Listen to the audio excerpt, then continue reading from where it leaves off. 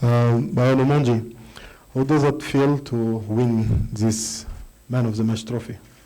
It's a big tournament na ni opportunity poa kupata like kujituma, na naweza sema hii trophy imekuja because team spirit, because watu wamejituma, so we were fighting for something.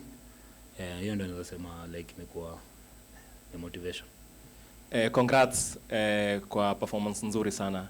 Ningependa tu nikuulize hiyo turnout vile ilikuwa very huge compared na game ya kwanza. Yeah. Na so far umeconcede goal moja tu. Labda kwako unge describe aje fans vile turn out, na labda hii inakufunza nini kama mchezaji? Okay, naweza sema kusoma fans ni cause tulionyesha kuna team spirit kwa the first match. So the more tulikuwa tunaenda tukicheza, mafans walikuwa wanakuja wanatown watu wengi. So imekuwa push poa kwa mafans. Naweza sema waendelee kutu support tufike hadi finali. Bayo naitwa Gadaiza kutoka Mozart Sport. Umekuwa part of a defense yenye imekeep clean sheet 2, imeconcede bao 1 na despite kupewa red 2. Maybe unaweza to show as the last man in kwa hiyo defense line. Siri yenu imekuwa gani ama tactics zenu ni gani? Naweza sema kwa venye hata watu wanaiona game, naweza sema ni spirit, cause watu wanajituma, cause it's the first time tournament kama hii happen Kenya, so tunataka tukue kwa history. Yeah. Thank you, Mr. Bryne Omondi. How do you feel after winning this important game? Just proud of the players. They left everything out on the field, not just for themselves, but for this fans in the stadium. That was incredible, and I don't think if we didn't have the performance from the fans the way they did, we would have survived. Not with 11 players, not with 10 players. So this victory we owe them to the fans. So I'm just beyond grateful, that you have a team that leaves everything out on the field. No one thought about that they were tired and they couldn't, they just pushed and whatever they had left within them. And they showed the Kenyan athletic spirit today on the football field. And I think we deserved the win.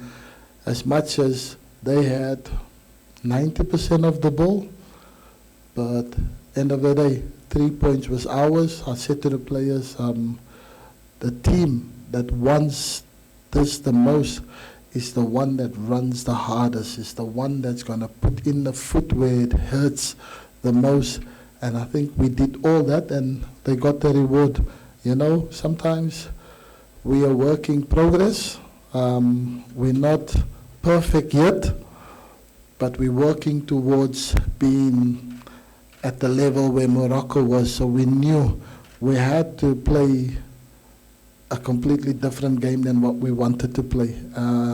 So we had to be structured, we had to be disciplined, and we had to do it as a team. And I think they've given me all that. And then obviously we have the threats with the speed and the quality of Ryan Ogam up top, Ben Stanley today, Mutsiri and Edward Omondi. These boys, they pure heart Kenyans because they know how to run. But also when they get the opportunity, they try and be as clinical. And Ryan got one opportunity and he put it in the net. And unfortunately, when you go down to 10 men on the stroke of half-time, it becomes difficult, and then the quality of the players, the football that they can play goes out of the window because now you have to think more about defending than attacking. But I think we managed it really well, and we were so tactically organized that Morocco didn't know what to do with the ball. And we were happy with that. We were happy with that. So yeah, I couldn't have asked for a better performance from the players, but I think I couldn't be asked to manage a better group of players also. So as a coach, as a manager, I'm beyond proud of what the guys have done. 2 games in a row now. Thank you. Okay. Sure. Ladies. Lydia. Fake Pele, you're here also. Good evening, Coach. My name is Gladys Midacha from NTV. Of course, Coach, you made several changes to the starting squad, and probably that is what Morocco could not figure out. Just talk to me about the changes that you made, and the team that started played pretty well, and they maintained the shape throughout the first half. If you can remember, if you were in the post-match interview before the game, where I was asked a question about if I will refresh the team or not, and I said, well, we still have a training session, and in the training session you could see that the fatigue and the tiredness in most of the players, as much, no one wants to tell me that, coach, I'm tired, please pick someone else. So everyone wanted to play, but as a coach you have to also see and understand your players to know that they will go out and play for you, whatever you ask of them. But it's for you to recognize as a coach when it is time to give a player rest, because he will never ask to be on the bench. So yeah, when we saw a lot of tired legs, and we wouldn't have coped with Morocco if we had kept the same team that played against Angola. So it's one of the risks that you take. But for me, I don't call it a risk. I call it about knowing your players, trusting your players, every single one in the squad. You trust them, that's why they are here. And I trust them to go out against Morocco, even if they haven't started the first 2 matches. But they will go and do the best job for the country, for the coach, for the fans, and for themselves and the family.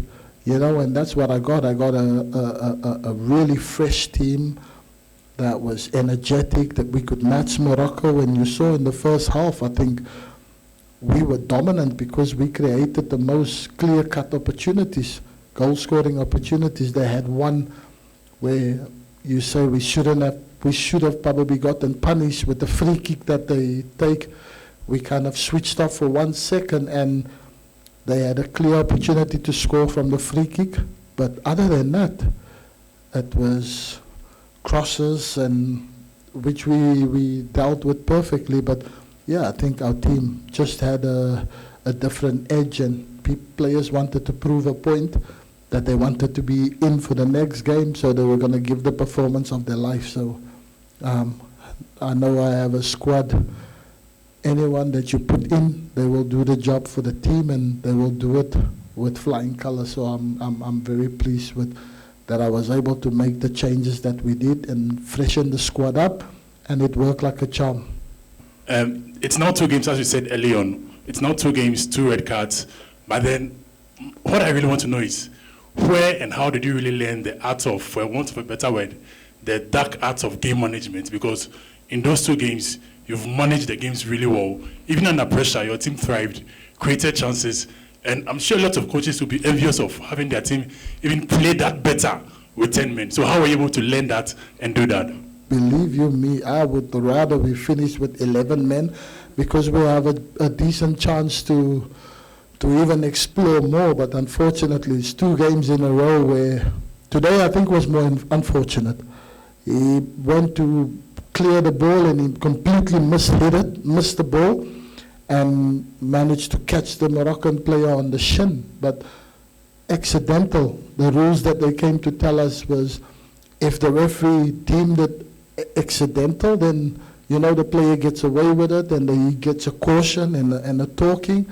But I believe because we were 1-0 up, so they felt that it was only fair to give him his marching orders, irrespective of what the new law about red cards said. But nevertheless, and I'm not sure if you remembered, I played under a certain coach. Jose Mourinho was the master of that. So, as a player playing in a team that plays with 10 men, I'm telling you, it is hell. It is hell, but we used to manage it perfectly, like it was our everyday thing. You know, like we were a team that plays with 10 men instead of 11. So I've learned the trades and the tricks of working with Mourinho, and where you adjust, who do you sacrifice, and unfortunately, it's not going to be pretty for the fans because they want to see attacking football and good. But then you think about the most important, to protect your goals. And if you are in the lead, you protect at all costs. Sometimes defenders have to play midfield jobs or striker jobs, and that was the art that I've learned playing under Jose. So for me as a coach, I think I just take myself back to, okay, when we used to get a player send off, one of the strikers get taken off, and then one must run himself down like a donkey in front, and the rest, we park the bus. No, not the bus. We park a train and then a bus in front.